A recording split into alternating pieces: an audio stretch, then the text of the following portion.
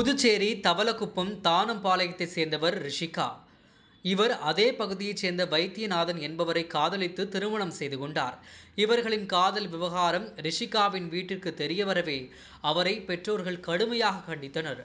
இந்த நிலையில் சாதி மாறி திருமணம் செய்து கொண்ட புதுமண காதல் ஜோடிகள் பாதுகாப்பு கேட்டு புதுச்சேரி எஸ்எஸ்பி அலுவலகத்தில் தஞ்சம் புகுந்தனர்.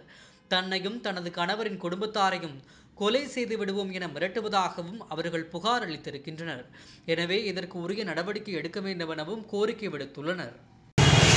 பேர் ரிஷிகா. நான் தானம்பாளையம் தவளக்குப்பத்தில் இருக்கேன். இவர் என் பக்கத்து வீட்டுக்காரர் தான்.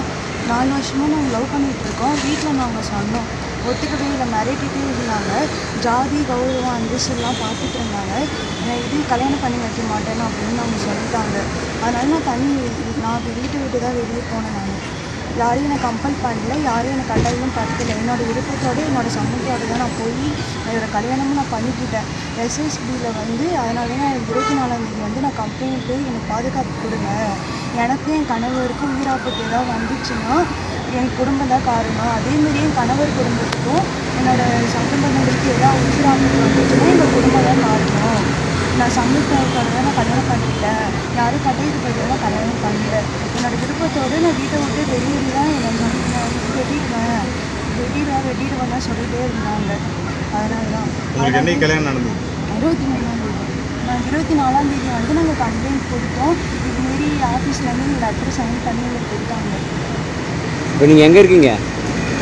இப்போ நாங்கள் சென்னையில் இருந்தோம். 1 வீக்காக நாங்கள் சென்னையில் தான் இருந்தோம். இந்த 1 வீக்கு எங்கள் குடும்பத்தை கஷ்டப்படுத்திட்டு தான் இருந்தாங்க.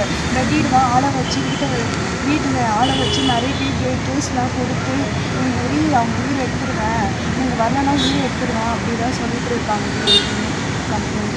வயசு எத்தனையாவது? 21. பாதுகாப்பு கேட்டு பாதுகாப்பு கேட்டு நாங்கள் கொடுத்தோம். இந்த மனு எங்களுக்கு கொடுத்தாங்க.